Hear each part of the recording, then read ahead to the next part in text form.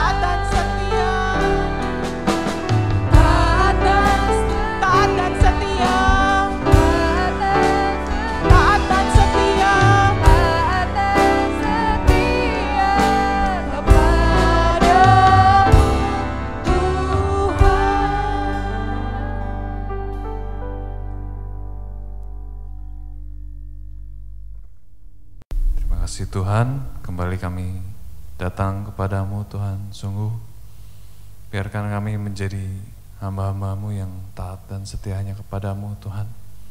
Ketika kami salah, Engkau yang akan membenarkan, Engkau yang akan meluruskan jalan-jalan kami. Ajar kami untuk terus merendahkan diri kami lebih lagi Tuhan, sehingga kami dapat mendengar suara-Mu, sehingga kami mengerti apa yang Engkau ingin jadikan di dalam hidup kami.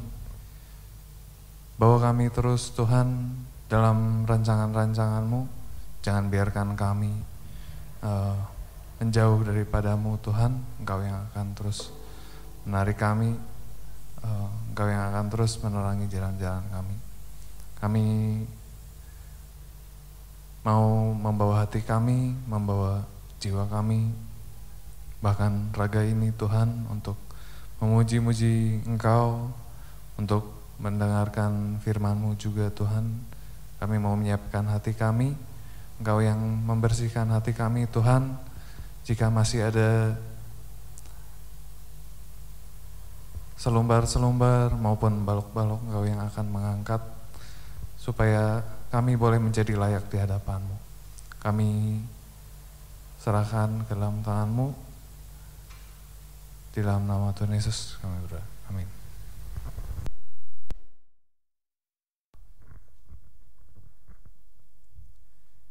Terpujilah Allah dan Bapa Tuhan kita Yesus Kristus, yang dalam Kristus telah mengaruniakan kepada kita segala berkat rohani di dalam surga. Sebab di dalam Dia Allah telah memanggil kita sebelum dunia dijadikan, supaya kita kudus dan tak bercacat di hadapan-Nya, dan supaya kita memberitakan perbuatan-perbuatan yang besar dari Dia yang telah memanggil kita keluar dari kegelapan kepada terang-Nya yang ajaib. Kita dipilih dari segala bangsa. Segala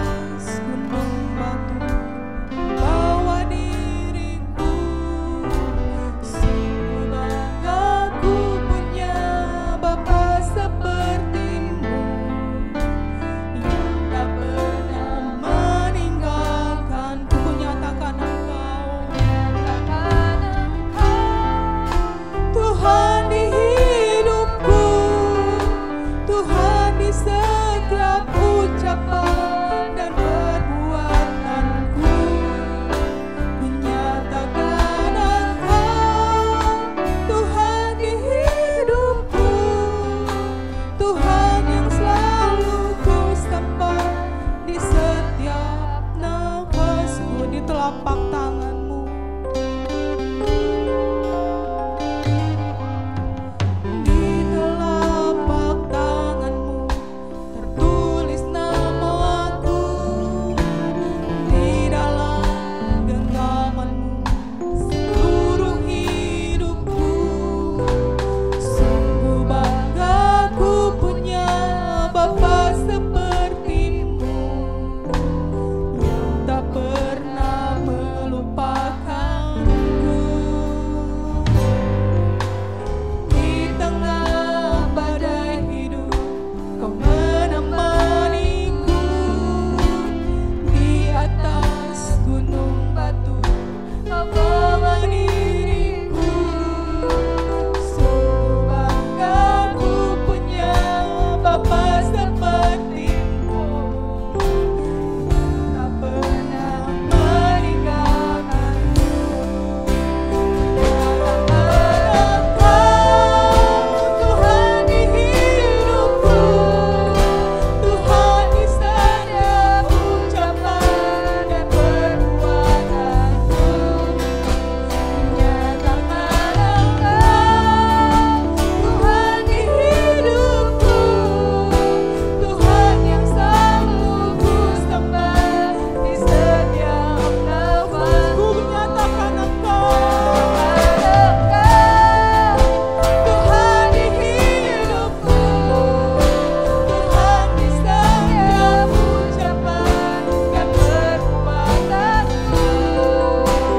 Nyatakan Engkau, Tuhan di hidupku, Tuhan yang selalu ku sembah di setiap nafasku, yang selalu ku sembah di setiap nafasku. Tuhan yang selalu ku sembah di setiap nafasku. Tuhan, sungguh Bapa, biarlah setiap pujian-pujian yang kami naikkan berkenan kepadamu.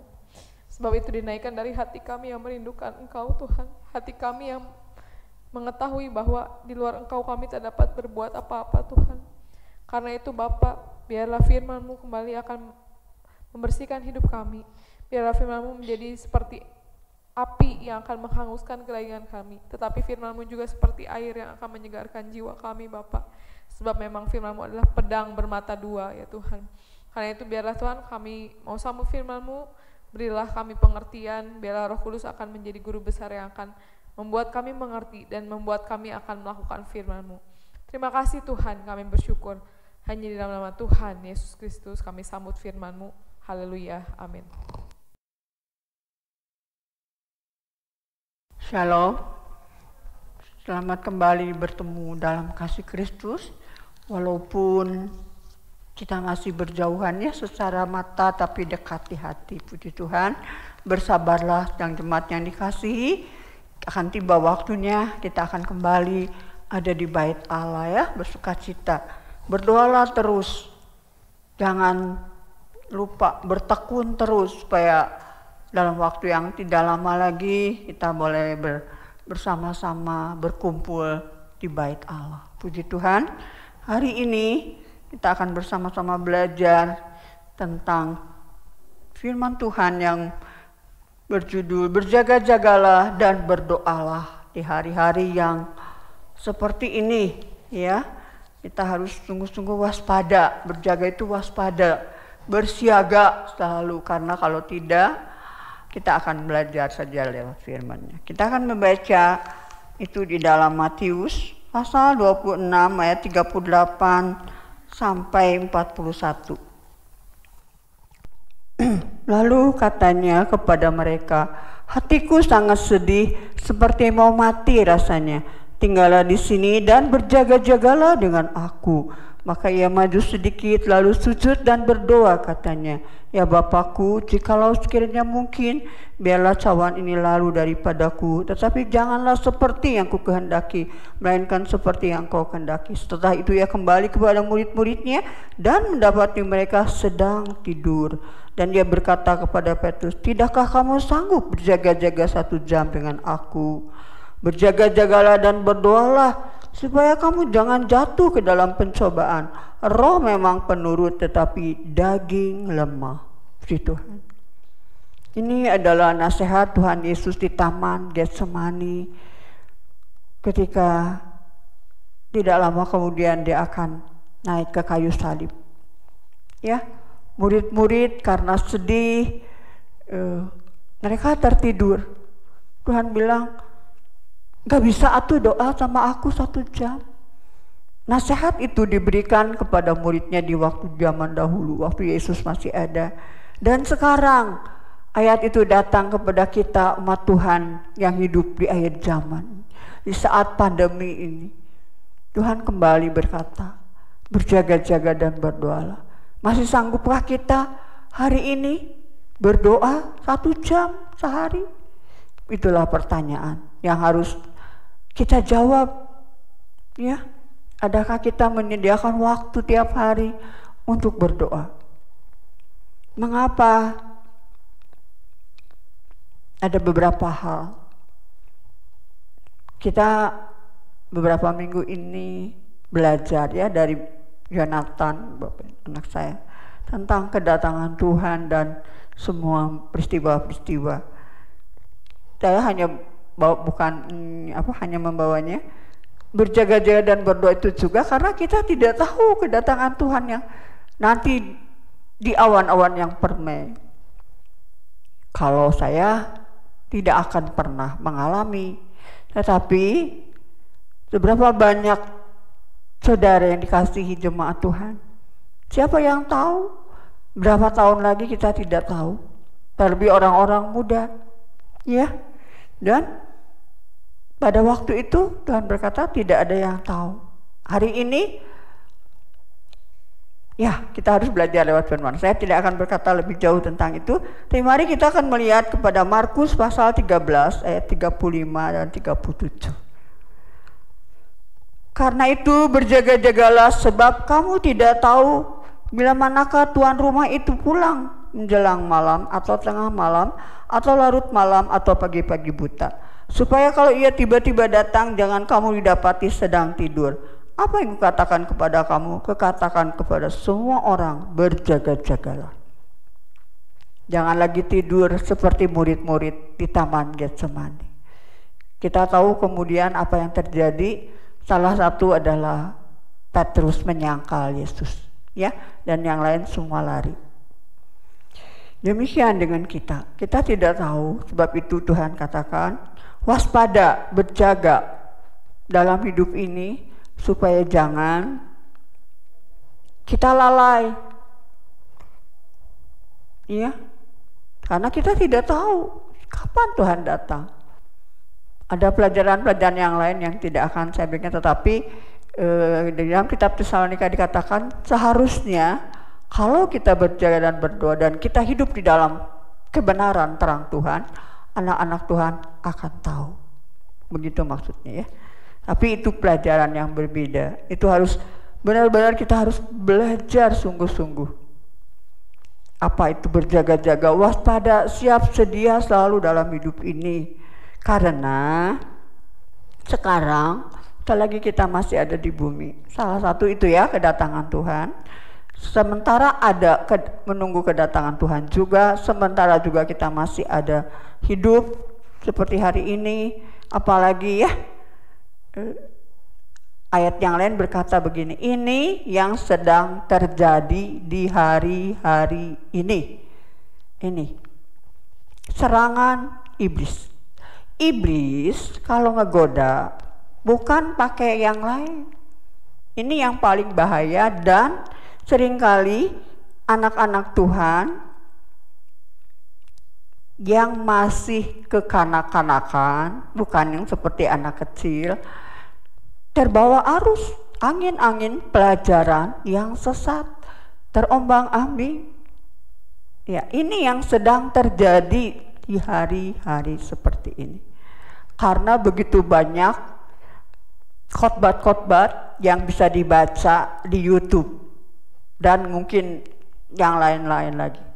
Saya tidak tahu, tetapi yang saya tahu ada beberapa di sana. Dan ada jemaat-jemaat orang-orang percaya yang terbawa. Mereka setuju dengan firman Tuhan yang salah, yang menyesatkan, yang tidak sesuai kebenaran firman Tuhan. Saya nggak akan cerita satu persatu, tapi itulah sebabnya Tuhan bilang berjaga. 1 Petrus 5 ayat 8 berkata begini, sadarlah dan berjaga-jagalah lawanmu si iblis, berjalan keliling sama seperti singa yang mengaum-ngaum dan mencari orang yang dapat ditelannya. Iblis itu nggak sembarangan. Dia mencari jalan paling rajin lah ya.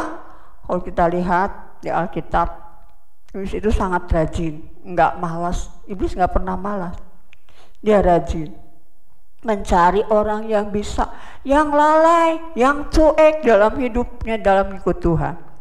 Mau doa mau enggak, mau baca firman yang terserah, mau taat mau enggak, tapi dia orang Kristen. Mungkin ke gereja ya, kalau lagi biasa. Ibadah online nggak tahu. Makanya saya suka ingatkan jemaat Cigareleng ini, adakah menghormati tidak ibadah online itu apa dikerjakan atau tidak, atau dihalai-balaikan, atau seenaknya jamnya, itu saja. Ya, iblis tidak akan tinggal diam. Dari awal dunia dijadikan, dari mulai manusia pertama, iblis sudah menggoda manusia. Dengan apa? Dengan firman Tuhan. Kejadian 3 ayat 1-5. Adapun ular ialah yang paling cerdik dari segala binatang di darat yang dijadikan oleh Tuhan Allah. Ular itu berkata kepada perempuan itu, tentulah Allah berfirman, semua pohon dalam taman ini jangan kamu makan buahnya, bukan? Apa yang iblis katakan? Dia nggak ngomong sendiri, dia bilang, bukankah Allah berfirman? Perhatikan. Lalu sahut perempuan itu kepada ular itu, buah pohon-pohonan dalam taman ini boleh kami makan. Tetapi tentang buah pohon yang ada di tengah-tengah taman, Allah berfirman, jangan kamu makan ataupun raba buah itu, nanti kamu mati. Padahal nggak ada raba, baca aja. Tapi Hawa menambah, jangan raba katanya buah itu. Tuhan cuma bilang jangan makan. Ya. Ini Hawa tidak waspada. Tetapi ular itu berkata kepada perempuan itu, sekali-kali kamu tidak akan mati.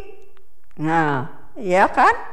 Tetapi Allah mengetahui bahwa pada waktu kamu memakannya, matamu akan terbuka dan kamu akan menjadi seperti Allah, tahu tentang yang baik dan yang jahat. Apa yang salah? Seperti Allah. Itu godaan bagi manusia. Yang pertama tadi berkata, Tuhan berkata, roh memang penurut. Roh Kudus yang ditaruh di dalam hidup kita sebagai orang percaya, dia penurut. Tetapi daging kita itu lemah. Hawa mulai berpikir, aduh seperti Allah. Nah itu. Ya, iblis itu nggak pakai bahasa godaannya. Ya beda kalau sama orang dunia tentunya ya godaannya. Kita jangan samakan, tapi untuk orang-orang percaya bahkan yang sungguh-sungguh sekalipun, firman Tuhan yang hari-hari ini diselewengkan. Dan orang-orang yang bodoh ini, nanti katakan bodoh ya, karena ada anak dari yang bodoh dan pintar, senang mengikuti ajaran-ajaran yang sekarang diajarkan oleh mereka hamba-hamba Tuhan, yang kata firman Tuhan mah hamba Tuhan palsu. Tapi susah membedakannya karena yang dibawanya firman Tuhan. Kalau tidak waspada, berjaga dan bersungguh-sungguh di dalam, bukan hanya sekedar membaca kebiasaan sehari 10 ayat, sehari berapa kek, bukan, tapi belajar. Berdoa sungguh-sungguh agar mengerti kita hidup di mana di akhir zaman, akhir yang hampir akhir mungkin, saya nggak tahu ya, Anda nggak tahu banget. Cuman inilah kita sedang hidup di hari-hari yang tidak mudah, sukar untuk kita orang percaya sekalipun. Kalau kita tidak bergantung, berharap, bersungguh, berlindung terus kepada Tuhan lewat firman-Nya, dan akhirnya membuat kita semua berdosa, bukan? Ya. dan Hawa mempengaruhi suaminya Adam yang sebenarnya lebih mengerti sekalipun. Adam yang mendengar sendiri dari Tuhan, dari Allah. Mendengar, dia yang mendengar. Tapi lihat, itulah kehidupan. Ya. Suami bisa berdosa, membuat istri berdosa. Anak bisa berdosa. Itu bisa. Satu orang diselamatkan, seluruh keluarga, satu orang bertobat, diselamatkan, seluruh keluarga bisa. Tapi satu orang berdosa bisa mempengaruhi seluruh. Bahkan bisa mempengaruhi kalau di gereja, jemaat-jemaat yang lain dipengaruhi. Itu bukan cerita, itu terjadi. Dipengaruhi. Ya, itu iblis. Iblis tidak senang. Anak-anak Tuhan itu mau seperti tadi, kita dipilih dan dikuduskannya. Seringkali anak Tuhan lupa dipilih untuk dikuduskannya, untuk menjadi kemuliaan bagi nama Tuhan. Bukan sekedar untuk diberkati. Bukan titik sampai di situ. Ya, Tuhan, supaya tidak jatuh dalam iblis. Lalu kita melihat bagaimana cara Tuhan Yesus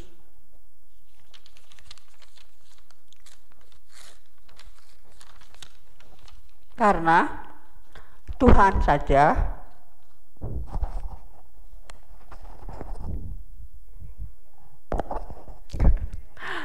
hanya Tuhan saja coba di Matius 1 ayat 4 ayat 1 sampai 4. Maka Yesus dibawa oleh Roh ke padang gurun untuk dicobai iblis. Dan setelah berpuasa 40 hari dan 40 malam, akhirnya laparlah Yesus. Lalu datanglah si pencoba itu dan berkata kepadanya, "Jika engkau anak Allah, perintahkanlah supaya batu-batu itu menjadi roti." Lihat, kan lagi lapar. Dan tentu aja Tuhan gampang ya. Jadiin batu jadi roti, jadi apa juga bisa kalau Tuhan Yesus. 5 ketur roti 2 ekor ikan aja bisa kasih makan ribuan orang. Apalagi kalau dia sendiri mau makan. Cok, batu jadiin aja roti. Kayak si Hawa. Jadi seperti Allah, buah. Dan buah itu juga enak kelihatannya. Ya. Tapi Tuhan Yesus tidak. Ini teladan buat kita. Tapi Yesus menjawab, ada tertulis, manusia hidup bukan dari roti saja, tetapi dari setiap firman yang keluar dari mulut Allah. Dan seterusnya diuji. Dikasih lihat, cokas ini semua kerajaan di dunia dengan segala. Asal sembah si iblis. Ya, kita juga sama aja hari ini juga. Siapa kata tidak? Sok kamu gini aja, nanti kamu bisa diberkati kaya. Inilah yang membuat kita harus sungguh-sungguh waspada, berjaga. Jangan sampai kita juga sama. Karena iblis itu tidak pernah tinggal diam. Kalau kita baca Ayub, Tuhan ngomong ya, waktu kumpul-kumpul di surga, iblis ke surga loh. Dan bilang, kamu dari mana? Habis beredar-edar, ider-ider. Rajin banget buat menggodain orang. Ya, salah satunya tunjuk diri sendiri saya. Jadi saudara semua jemaat Tuhan di rumah, saya harus waspada. Saya harus berjaga-jaga dan berdoa. Berjaga itu waspada. Hati-hati dalam hidup ini. Kembali diulang, Matius 26. Ayat 41, berjaga-jaga dan berdoalah supaya kamu jangan jatuh ke dalam percobaan. Roh memang penurut tetapi daging lemah. 1 Timotius 6 ayat 9 sampai 10. Tetapi mereka yang ingin kaya terjatuh ke dalam pencobaan, ke dalam jerat dan ke dalam berbagai-bagai nafsu yang hampa dan yang mencelakakan, yang menenggelamkan manusia ke dalam keruntuhan dan kebinasaan. Karena akar segala kejahatan ialah cinta uang. Sebab oleh memburu uanglah beberapa orang telah menyimpang dari iman dan menyiksa dirinya dengan berbagai-bagai duka. Saya baca dari firman Allah yang hidup. Tetapi orang yang ingin menjadi kaya akan segera melakukan hal-hal yang salah untuk mendapat uang. Hal-hal yang merugikan mereka, yang menjadikan mereka berpikiran jahat dan akhirnya membawa mereka ke neraka. Karena cinta akan uang adalah langkah pertama menuju kepada segala jenis dosa. Bahkan beberapa orang berpaling dari Allah karena cinta akan uang. Akibatnya mereka mencelakakan diri sendiri. Yang firman Allah yang hidup lebih jelas. Kalau orang di luar Tuhan mah udah jangan diomongin. Bukan gak banyak orang Kristen menjadi marah kalau udah ngomongin ini. Gak boleh gitu, kita kaya. Salah. Ini yang firman Allah yang hidup. Jangan ingin kaya dengan akhirnya melupakan firman Tuhan, melanggar kebenaran-kebenaran firman Tuhan. Ya nggak mungkin nggak kayak sekarang kita dengar dari ketua DPR, bupati, menteri, apalagi lurah, korupsi, pungli, apalagi suap. Karena apa? Ingin kaya. Ya mereka mah tante di luar Tuhan. Apakah saudara tidak terpikat? Kalau tidak, waspada. Dagang bisa. Kata siapa orang Kristen gak bisa bohong? Kalau ingin untung gede, ya kan? Salah satu lah ya, saya dulu pedagang. Saya belum kenal Tuhan, ya iyalah. Tapi ketika kita datang kepada Yesus, kita harus jujur. Bisa nggak jujur? Ya, nggak usah diceritain. Tapi itulah, pokoknya bukan salah menjadi kaya. Ingin terkenal, ingin apalah di gereja juga banyak persaingan, ingin gini, ingin jadi ini, ingin jadi ini. Bukankah dengan keinginan-keinginan itu yang datang dari hawa nafsu, kita akan membuat kita berdosa. Kalau ingin beda dengan menjadi. Semua mereka yang menjadi kaya sekarang, kalau kita bicara Tuhan, tentunya karena mereka sungguh-sungguh takut akan Tuhan, usahanya benar-benar sesuai firman Tuhan, jujur, tidak seenaknya, ya, sesuai dengan seluruh kebenaran firman Tuhan. Saya nggak usah nerangin satu persatu, saudara harus sudah pintar dan ngerti baca di mana apa semuanya. Satu hal ya, yang saya sering dengar,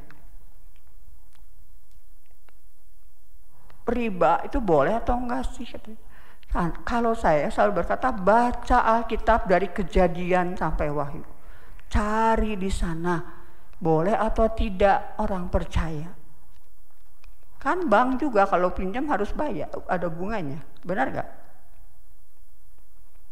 Kita harus belajarnya, bab itu firman Tuhanlah menjadi ukuran, firman Tuhanlah menjadi pelita, kata Mazmur. Dalam perjalanan iman kita, cari tahu. Kalau memang gak ngerti, gak tahu, tanya sama yang tahu, belajar bersama-sama. Karena seperti tadi, karena cinta akan uang, orang menjadi salah. Ya, bukan soal boleh nggak boleh, bukan begitu. Di dalam Tuhan, lihat firman Tuhan. Sekarang orang muda ingin cepat, jangan pakai cepat. Ingin punya pacar, ingin berumah tangga, emang salah? Ya enggak lah, enggak salah. Semua gadis ingin punya pasangan, semua pemuda ingin punya pasangan. Tapi waspada, hati-hati, jangan asalan, itu aja Tuhan. Baca firman Tuhan, jangan berkuk, jangan dengan orang yang tidak bersama-sama iman. Tapi sama-sama iman yang gimana? Nah ini yang harus dipelajari. Kita sudah bertobat lahir baru.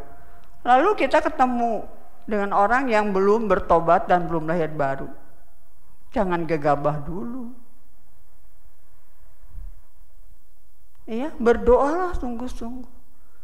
Kalau memang itu memang Tuhan sediakan, Tuhan akan mengatakan. Dan kita, siapapun salah satu, apakah si gadis atau si pemuda, harus membawa jiwa ini kepada Yesus untuk sama-sama bertobat dan lahir baru. Sebab firman Allah Yohanes katakan orang yang belum bertobat dan lahir baru itu tidak akan melihat kerajaan surga. Tidak akan masuk. Baca firman Tuhan jadi panduan. Karena kalian aja ya orang muda, berumah tangga itu bukan sehari 2 hari, seumur hidup. Saya sudah 60 tahun.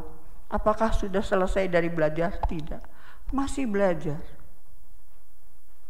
Sampai akhir hayat kita harus terus belajar untuk hidup sesuai firman Tuhan. Menjadi istri yang bagaimana, yang menurut kehendak Tuhan. Iya. Karena di tengah perjalanan bisa. Mengapa? Lihat saja. Oh iya, itu orang dunia bercerai. Kata siapa? Orang Kristen juga ada. Dia di atas menjadi pemimpin. Nggak usah dikasih tahu namanya ya. Tapi toh cerai. Mengapa? Jangan dikatakan namanya. Tapi dia adalah orang percaya. Bahkan dia berani mengaku nama Yesus. Iya, tapi dia bercerai. Contoh. Nggak usah jauh-jauh, ada banyak contoh. Mengapa? Apa sebab? Nah itu, tidak waspada, tidak berjaga, tidak berdoa, dengan mempelajari kepada firman Tuhan, bagaimana hidup berumah tangga, bagaimana pacaran, bagaimana mencari teman hidup, itu semua harus sesuai firman Tuhan. Supaya tidak ada penyesalan-penyesalan di tengah-tengah perjalanan. Ada begitu banyak godaan, ada begitu banyak ujian. Tapi kalau kita berpegang kepada firman Tuhan, maka lihatlah pertolongan Tuhan akan selalu ada. Ya, kata Tuhan seperti ini. Bukan salah. Sekali lagi, banyak orang percaya menjadi kaya. Banyak. Apalagi di zaman-zaman dahulu. Iya kan? Diberkati sama Tuhan, mereka menjadi kaya raya, mereka menjadi berkat. Puji Tuhan. Jadi jangan salah ya masalah, karena seringkali kita menjadi salah. Bahaya kalau kita lalai, kalau kita tidak waspada, kalau kita tidak berjaga dan berdoa. Matius 25 ayat 5, 8, 12 dan 13. Tetapi karena mempelai itu lama tidak datang juga, mengantuklah mereka semua lalu tertidur. Gadis-gadis yang bodoh berkata kepada gadis-gadis yang bijaksana, berikanlah kami sedikit dari minyakmu itu sebab pelita kami hampir padam. Tetapi ia menjawab, aku berkata kepadamu, sesungguhnya aku tidak mengenal kamu. Karena itu berjaga-jagalah sebab kamu tidak tahu akan hari maupun akan saatnya. Ini perumpamaan anak dara yang bodoh dan yang pintar. Udah jelas dikatakannya juga bodoh, berarti dia tidak berjaga dan berdoa. Punya minyak tapi nggak punya minyak cadangan. Tentu saya tidak akan menguraikan minyak cadangan ya. Tapi itu kebodohan, tidak waspada. Ikut Tuhan tidak waspada. Betapa menyedihkannya kalau hari itu terjadi ketika Tuhan berkata, aku tidak mengenal engkau. Sangat sedih. Iya kan? Lalai. Kalau saya sih berkatanya ikut Tuhan, ikut Tuhan. Ke gereja bisa rajin melayani, bisa semuanya. Tetapi tidak hidup sesuai dengan firman Tuhan. Apa? Banyak tentunya. Banyak yang harus diuraikan satu persatu. Apalagi ada bagiannya seorang istri sebagai seorang suami yang sungguh-sungguh bagaimana. Itu harus diuraikan.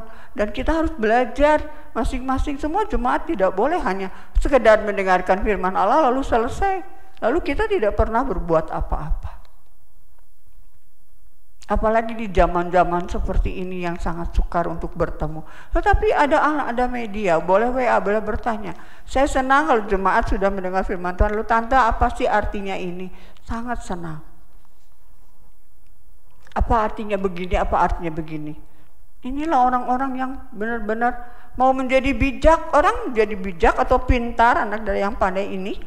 Zaman dulu mah yang bodoh sama yang pintar ya, bukan bijak. Tentu yang pintar karena rajin, bukan? Sekolah aja kalau nggak rajin bodoh. Benar nggak? Kalau males dan sebagainya. Tinggal tahulah kalau yang sekolah mah kenapa bodoh. Kalau yang pintar kan pasti rajin, nurut, baik. Demikian juga di dalam Tuhan. Ya, kita nggak bisa kalau pantas sih katakannya ikut Tuhan, tetapi hanya sekedar ikut Tuhan. Dan hidupnya semau sendiri. Tidak sesuai dengan firman Tuhan. Itulah masalah-masalah yang terjadi. Ya. Begitu saya kasih contohnya orang kaya, pejabat tinggi. Tentu kaya. Nggak ada pejabat yang nggak kaya. Tapi rumah tangga orang Kristen. Bahkan aktivis di gereja. Tapi lihat kegagalan. Apa sebab? Ya, seperti kata firman Tuhan. Seperti itu. Dan ini mereka-mereka yang sungguh-sungguh berjaga, berdoa, waspada, selalu berpegang kepada firman Tuhan dalam mengurus uang sesuai dengan firman Allah, dalam mengurus segala sesuatu, usaha, bekerja, semuanya sesuai dengan firman Allah, sekolah, semuanya harus menjadi, sekali lagi, pelita atau pedoman adalah firman Tuhan. Di sana ada segalanya, ada komplit, tidak ada yang tidak ada di Alkitab. Semua ada, Tuhan menulis semuanya dan sangat jelas kalau benar-benar membacanya dengan hati yang rindu, dengan doa, dengan kerinduan, dengan pimpinan Roh Kudus, tidak sukar mengerti. Oh, saya ini belum ini ya, saya ini masih dosa di sini. Saya suka bilang kalau minta ampun jangan enak, weh. Tuhan ampuni, ampuni apa? Sering orang ya, ampuni apa? Raja Daud berkata, kasih tahu. Mengapa harus dikasih tahu?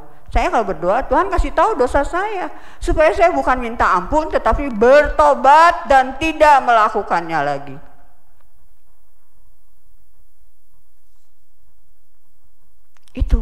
Itu yang benar. Ya, itu. Nah, ini doa bukan sekedar doa. Kita diajarin untuk menjadi mesbah doa. Dikerjakan gak sih? Negeri yang kita cintai ini memerlukan pendua-pendua syafaat. Yang seperti apa Indonesia mau terus begini? Tidak selesai-selesai ya. Kalau dengerin TV, kalau nonton TV dan dengar TV, asalnya teh yang ada teh kejahatan aja. Ayah bunuh anak, suami bunuh istri, korupsi, apalagi perampok masuk rumah membunuh, dan belum bencana, belum kebakaran di sini, kebakaran di situ, di luar negeri. Sepertinya hanya kesusah, tidak ada berita yang menyenangkan. Bagaimana dengan kita? Berdoalah untuk negeri ini dan hiduplah waspada ya di hari-hari ini. Juga karena kita tahu banyak penipu, banyak orang-orang jahat. Kalau kita tidak hati-hati dan sungguh-sungguh berdoa, kita juga akan sama tertipu. Seperti yang kita dengar arisan online, apalagi invest bodong dan bermacam-macam. Apakah di dalamnya nggak ada anak Tuhan? Wallahu a'lam, kita nggak tahu. Ya, begitu banyak hal. Seperti kata firman Tuhan tadi. Sebab itu jangan lalai dari berdoa dan berjaga waspada dengan selalu berpegang teguh kepada apa-apa. Saya lihat dulu firman Tuhan benar nggak ya kalau saya ngerjain ini, kalau saya mau ini, kalau saya mau ngomong ini. Hati-hati. Ya. Dalam segala hal. Tuhan menolong. Saya mungkin tidak bisa terus menguraikan banyak sekali. Saya serahkan kepada Tuhan yang biar Roh Kudus menolong saudara semua, apalagi jemaat Tuhan di tempat ini sudah diberi Roh Kudus. Jangan biarkan Roh Kudus berduka dan akhirnya saudara juga menjadi tidak tahu apa-apa. Ya, karena Roh tidak menolong. Berbahagia kata Tuhan kalau kita berjaga dan berdoa. Lukas 12 ayat 37-38. Berbahagialah hamba-hamba yang didapati tuannya berjaga-jaga ketika ia datang. Aku berkata kepadamu, sesungguhnya ia akan mengikat pinggangnya dan mempersilahkan mereka duduk makan, dan ia akan datang melayani mereka. Dan apabila ia datang pada tengah malam atau pada dini hari dan mendapati mereka berlaku demikian, maka berbahagialah mereka yang terus aja tidak lalai, terus rajin. Baik saudara yang sudah melayani Tuhan, hati-hati jangan tergoda ya. Yang sudah diberi karunia-karunia, hati-hati. Yang sudah diberi tugas apapun, tugas kita sekecil apapun, bersungguh-sungguhlah berjaga dan berdoa. Tuhan kuatkan aku sampai waktu tiba, aku tidak akan lagi berdiri di sini dan mempercayakannya kepada anak cucuku. Segala tugas, Tuhan berkata, harus sungguh-sungguh berjaga. Sebab hari-hari itu akan tiba. Usia saya sudah cukup, Tuhan bilang selesai, dan sebelumnya harus menyerahkan semua tugas kepada anak cucu. Iya, saya harus tahu ketika hari itu tiba, jangan lalai, jangan sedang berbuat dosa. Itu kalau kita sudah tua, bersiap-siap, berjaga, hati-hati dengan segala hal. Ya, Tuhan menolong kita supaya jangan ketika ia datang, saya tidak akan datang menunggu kedatangan nanti, tapi hari-hari ini ketika Tuhan bilang, Ibu Kosardi sudah waktunya engkau pulang, dan saya akan berkata, iya Tuhan, marilah siap. Itu indah, itu menyenangkan. Tapi kalau kita tidak tahu, ya ini untuk orang tua yang usianya sudah sama mungkin dengan kami ya, 80-an. Tinggal beberapa langkah lagi kita perjalanan kita. Waspada terlebih. Jangan di hari tua malah kita terserandung. Tuhan menolong ya. Wahyu 16 ayat 15. Lihatlah aku datang seperti pencuri. Berbahagialah dia yang berjaga-jaga dan yang memperhatikan pakaiannya supaya jangan berjalan telanjang dan jangan kelihatan kemaluannya.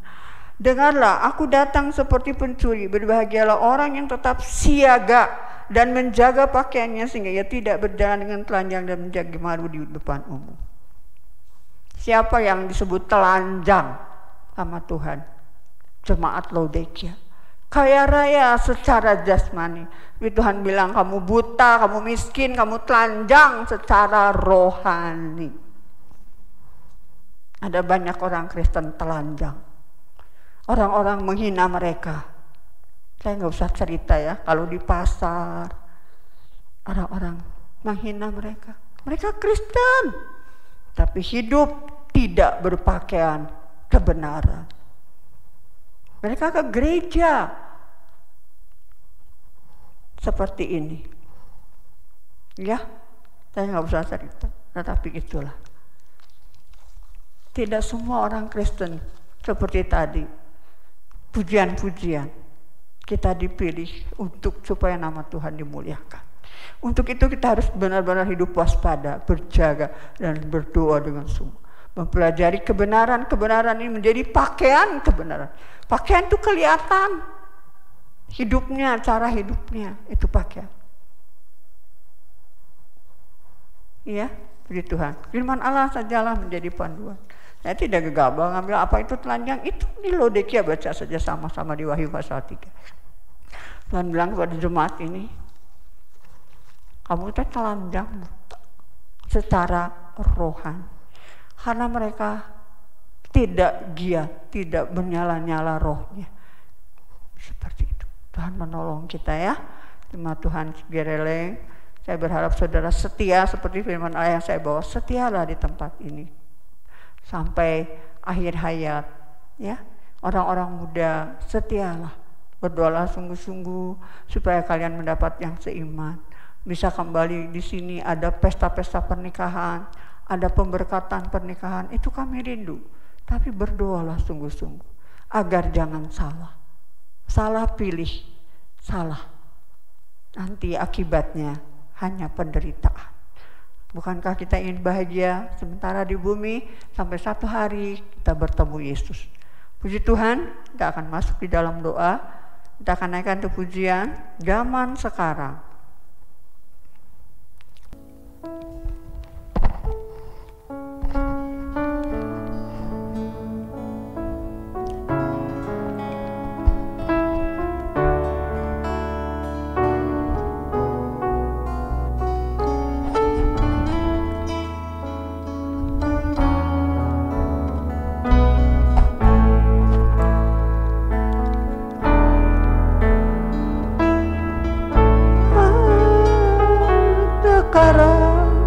Berjagalah,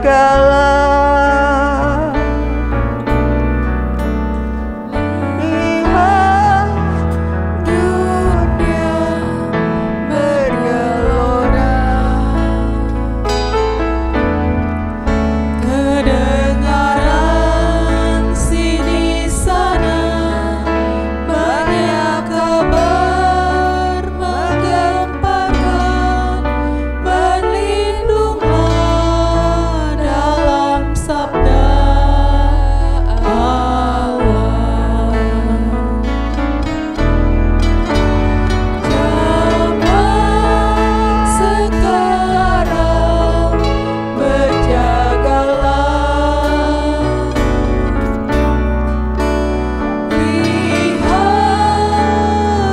dunia bergelora, kedengaran sini sana banyak kabar menggemparkan, berlindunglah dalam sabda Allah. Kita akan diam sesaat merenungkan firman Tuhan. Bertanyalah pribadi lepas pribadi kepada diri sendiri. Adakah hari-hari ini saya sungguh-sungguh berjaga-jaga dan berdoa? Adakah saya selalu waspada dalam hidup ini? Ada keinginan-keinginan yang membawa kita kepada berbuat dosa, siapapun kita. Sebab itu waspada, berjagalah tiap hari, berdoalah dengan sungguh-sungguh. Sebelum kita melakukan apapun di pagi hari, sebelum apapun yang kita kerjakan, duduklah terlebih dahulu di kaki Tuhan. Biar Tuhan Allah Roh Kudus menolong. Bacalah firman Tuhan menjadi panduan tiap-tiap hari, agar kita berjalan di atas pimpinannya. Jadikan firman itu pelita tiap-tiap saat. Sebagaimana pujian-pujian, kunyatakan Engkau Tuhan dalam hidupku itu bagaimana. Dengan berpakaian kebenaran, berkata benar, berpikir benar, dan hidup benar sesuai dengan firman Tuhan. Tuhan menolong kita semua ya. Kita tidak hidup di hari-hari yang menyenangkan, tetapi bersukacitalah di dalam Tuhan. Karena kita punya Allah, tempat perlindungan, gunung batu, tempat kita berlindung. Dia tidak akan pernah meninggalkan kita, bukan? Tadi pujian berkata, saudara ditaruh di tangannya, ditulis nama saudara. Dalam genggamannya kita hidup. Adakah kita tidak akan bersyukur tiap hari, berterima kasih? Dan terus berlindung, berharap kepadanya lewat dengan mematuhi firman-Nya saja, bukan yang lain. Tuhan menolong kita. Dan naikkan kembali 2 kali pujian.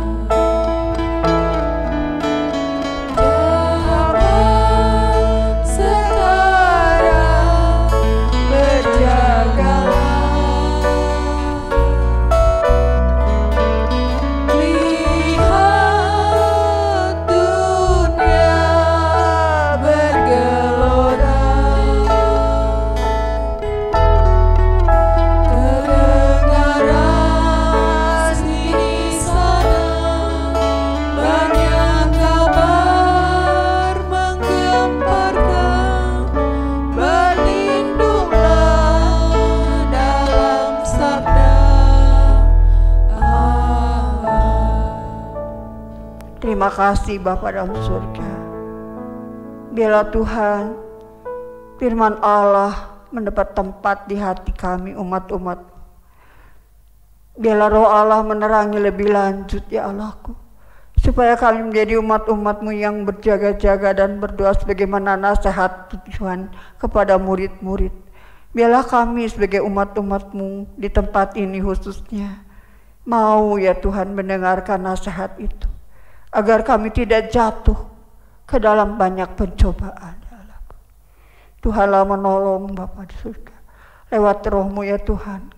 Tiap-tiap hari menolong kami, mengingatkan kami untuk kami tidak lalai, untuk kami tidak menjadi perawan-perawan bodoh ya Tuhan.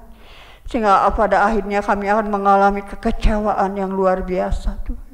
Tapi biarlah kami menjadi rajin ya Tuhan, tekun di dalam mempelajari kebenaran firman Allah dan tekun berdoa, supaya kami menjadi darah-darah yang bijaksana yang akhirnya masuk dalam perjamuan nikah Tuhan yang indah. Terima kasih Bapa, biarlah kami boleh mengerti dan memahami setiap kebenaran yang kami dengar tiap-tiap hari Sabat. Biarlah kami dengan rasa takut dan hormat Tuhan beribadah tiap-tiap hari Sabat, karena Engkau menginginkan Tuhan, walaupun itu lewat online. Sampai satu hari Allahku Engkau menolong kami boleh berkumpul kembali di bait Allah. Tuhanlah yang akan menolong, mendahului, meratakan jalan-jalannya, supaya nanti bila kami sampai suatu hari nama Tuhan tidak dipermalukan, karena Tuhan menjadi perlindungan ya Tuhan. Tidak terjadi masalah-masalah apapun ya Tuhan ketika kami berkumpul kembali. Terima kasih Bapa di dalam surga, terima kasih Tuhan. Mari serahkan ya Tuhan semuanya kepada-Mu. Engkaulah Allah yang akan terus menolong kami. Ya Bapa, yang akan terus menjaga melindungi kami ya Tuhan, dari si jahat ya Tuhan, dan dari segala sebagaimana doa yang Engkau ajarkan Tuhan, agar kami dijauhkan dari segala pencobaan. Ajari kami saja agar kami menjadi anak-anak-Mu yang sungguh-sungguh Tuhan tahu bagaimana berjaga dan berdoa ya Tuhan. Terima kasih Bapa di dalam surga, terima kasih. Kami bersyukur, kami memuji nama-Mu ya Allahku. Marilah Tuhan, sebentar kami akan mempersembahkan korban untuk persembahan. Tuhan memberkati setiap tangan-tangan yang memberi ya Tuhan. Tuhan tidak pernah lalai, siapa yang memberi akan kembali diberi ya Tuhan. Siapa menabur akan menuai. Terima kasih ya Bapa dalam surga, terima kasih di dalam nama Tuhan Yesus. Amin. Persembahkan korban, kita akan naikkan pujian.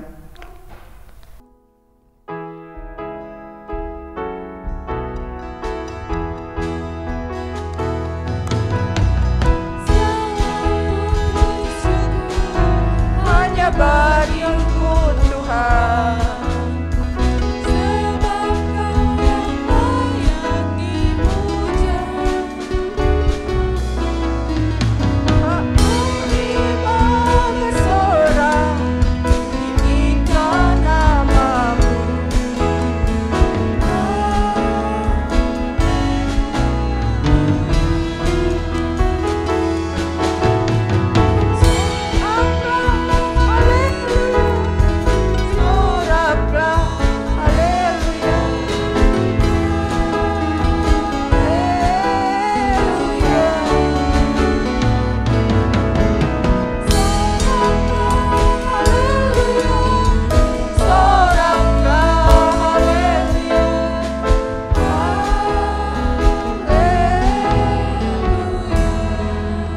Selesaikan ibadah kita, soraklah haleluya.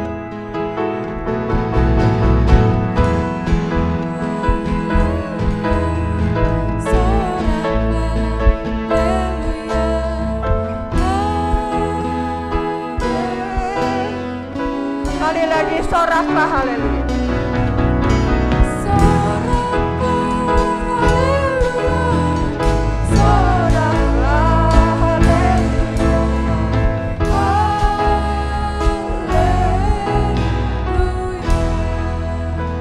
Terima kasih Bapa dalam surga. Terima kasih Tuhan, Kau menerima persembahan umat-umat-Mu ya Bapakku. Dan sebentar Tuhan, kami akan berpisah. Biarlah berkat dari Allah Bapa, kasih sayang dari Yesus, dan persekutuan yang indah yang dikerjakan oleh Roh Kudus menyatukan kami hari ini, besok, bahkan sampai selama-lamanya. Sekali lagi Tuhan, memberkati umat-umat-Mu di rumah mereka masing-masing ya Allahku. Berkat-Mu akan limpah, perlindungan-Mu akan limpah. Terima kasih Bapa, terpujilah nama-Mu sekarang dan selama-lamanya. Dalam nama Tuhan Yesus, amin.